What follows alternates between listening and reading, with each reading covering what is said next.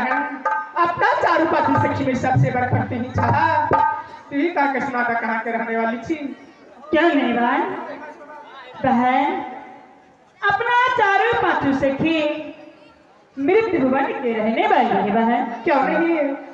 जब चारू पांचों सखी मृत्यु भुवन में जन्म ली, जब 4-5 साल की चारों पांचों सखी हुई, उस दिन से शिवबाग के मंदिर में पूजा करने के लिए जाती थी। लेकिन आज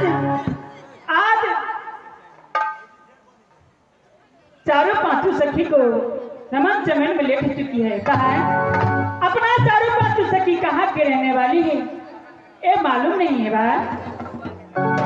नहीं बहन तू बतेबा तब ना पूछबा। अवश्य बताऊंगी बात। है गई जिला माधा बनी बहिनिया है खाना लगे फूल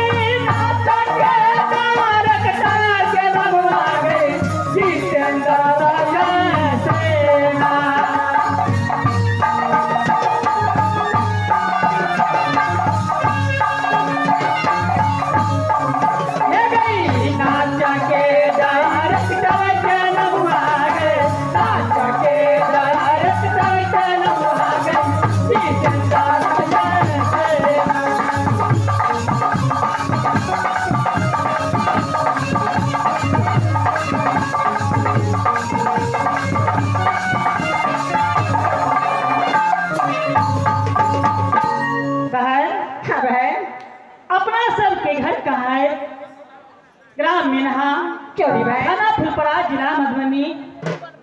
बहन कंपनी के नाम देवेंद्र प्रसाद है, मैनेजर के नाम गणेश सक्सेना है और डायरेक्टर के नाम जितेंद्र निराला है। बहन और की बहन क्या बहन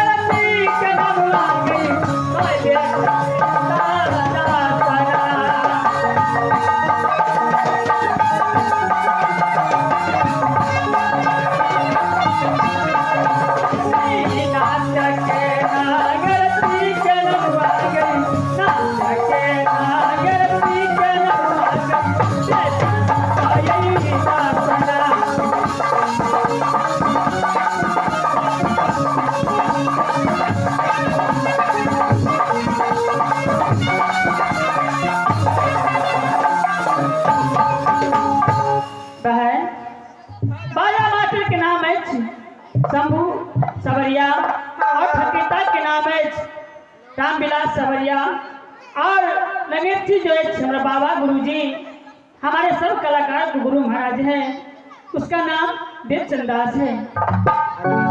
बहन हाँ बहन। कि चारों पांचों सखी मिल करके चलो शिवभाग के मंदिर में पूजा करने के लिए बहन। हाँ बहन अब चलो।